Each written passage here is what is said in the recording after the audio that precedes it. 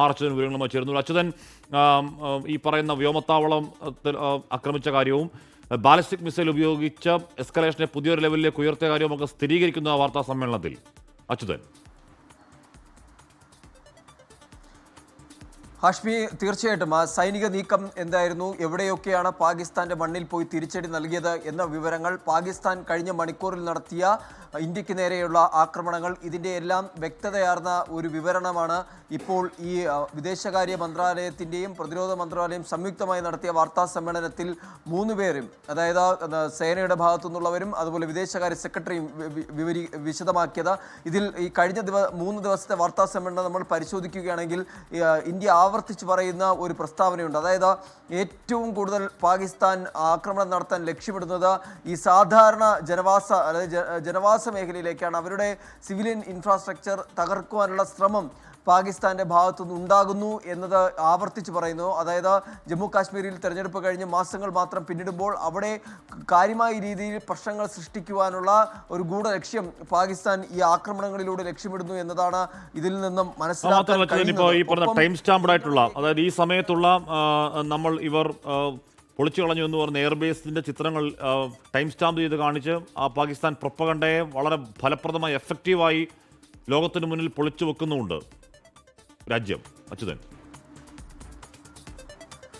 തീർച്ചയായിട്ടും ഹാഷ്മി, ആ വാർത്താ സമ്മേളനത്തിൽ നമ്മൾ പരിശോധിച്ചാൽ അതിൽ കേണൽ സോഫിയ ഖുറേഷി ആ ചിത്രങ്ങൾ അവിടുത്തെ സ്ക്രീനിൽ പ്രദർശിപ്പിക്കുന്നുണ്ട്. അതായത് പാകിസ്ഥാൻ അവകാശപ്പെടുന്നത് ഈ ഇന്ത്യയുടെ പല എയർബേസുകൾ തകർത്തു, ഈ S-400 പോലുള്ള വ്യോമ പ്രതിരോധ സംവിധാനങ്ങൾ തകർത്തു എന്ന് വ്യാപകമായ രീതിയിൽ പ്രചരിപ്പിക്കുന്നു. ആ പ്രചരണം തെറ്റാണ്. അത് വെറുതെ വാക്കാലല്ല ഇന്ത്യ പറയുന്നത്, കൃത്യമായ ചിത്രം ഇന്ന് ഈ അവകാശവാദങ്ങൾ ഉണ്ടായതിനു ശേഷം പകർത്തിയെടുത്ത ചിത്രങ്ങളാണ് അവിടുത്തെ സ്ക്രീനിൽ പ്രദർശിപ്പിച്ചിരിക്കുന്നത്. അങ്ങനെ തെളിവോടുകൂടിയാണ് പാകിസ്ഥാൻ്റെ ഓരോ വേജ പ്രചരണങ്ങളെയും ഇന്ത്യ ഖണ്ഡിച്ചുകൊണ്ട് മുന്നോട്ട് പോകുന്നത്. ഇന്ത്യക്ക് തെളിവുകളുണ്ട്. ഇന്ത്യ വാർത്താ സമ്മേളനം നടത്തി ഏത് കാര്യം വിവരിച്ചാലും ഇന്ത്യക്ക് കൃത്യമായ തെളിവുകളുണ്ട് എന്നതാണ്. എന്നാൽ പാകിസ്ഥാൻ്റെ പക്കൽ തെളിവുകളില്ല.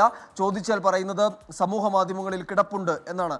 മാത്രമല്ല, ഈ ഗുരുദ്വാരയ്ക്ക് നേരെ ഇന്ത്യ ആക്രമണം നടത്തിയെന്ന് പാകിസ്ഥാൻ അത്തരമൊരു അവകാശവാദം നടത്തുന്നുണ്ട്. അത് തെറ്റാണെന്ന് ഇപ്പോൾ വിദേശകാര്യ മന്ത്രാലയം വ്യക്തമാക്കി. അതിലൂടെ ശ്രമിക്കുന്നത് ഇന്ത്യക്കകത്ത് വിഭജനം ഉണ്ടാക്കുക എന്ന പാകിസ്ഥാന്റെ ഗൂഢ ലക്ഷ്യമാണ്. അതുകൊണ്ടാണ് പാകിസ്ഥാൻ തന്നെ ഇത്തരത്തിൽ അവകാശവാദങ്ങൾ ഉന്നയിക്കുന്നത്. ഒപ്പം മറ്റൊരു ഗൗരവമായിട്ടുള്ള ഒരു കാര്യമെന്നുള്ളത്, പാകിസ്ഥാൻ സൈന്യം അതിർത്തി പ്രദേശങ്ങളിലേക്ക് സൈന്യത്തെ അവിടെ ഒരു വിന്യാസം വർദ്ധിപ്പിക്കുന്നു എന്നത് ശ്രദ്ധയിൽപ്പെട്ടിട്ടുണ്ട് എന്ന് കേണൽ സോഫിയ ഖുറേഷി ആ വാർത്താ സമ്മേളനത്തിൽ പറയുന്നുണ്ട്. അപ്പോൾ അത് ഇന്ത്യ നിരീക്ഷിച്ചു വരികയാണ്. അത്തരത്തിലൊരു വിന്യാസം ഉണ്ടായിക്കഴിഞ്ഞാൽ അതിനും തക്കതായ മറുപടി നൽകും എന്ന സൂചന തന്നെയാണ് നൽകുന്നത്. പാകിസ്ഥാൻ്റെ റഡാർ സംവിധാനങ്ങൾ, ആയുധശേഖര ഇടങ്ങൾ ഇതെല്ലാം തന്നെ തകർത്തിട്ടുണ്ട്. ഇന്നലെ ഇന്ത്യയുടെ മറുപടിയിൽ അതെല്ലാം അവിടെയെല്ലാം കനത്ത നാശനഷ്ടം ഉണ്ടാക്കാൻ കഴിഞ്ഞു എന്നത് പറയുന്നുണ്ട്. അപ്പോഴും ആഡ് ചെയ്യുന്നുണ്ട്, അവിടുത്തെ സാധാരണ ജനങ്ങളെ അവരെ ബാധിക്കാത്ത തരത്തിലാണ് ഇന്ത്യ തിരിച്ചടി നടത്തിയതെന്ന് ഇന്ത്യ പറയുന്നു. പക്ഷേ പാകിസ്ഥാനാകട്ടെ ഇന്ത്യയിലെ ജനജീവിതത്തെ ലക്ഷ്യമിട്ടാണ് ആക്രമണം നടത്തുന്നത്.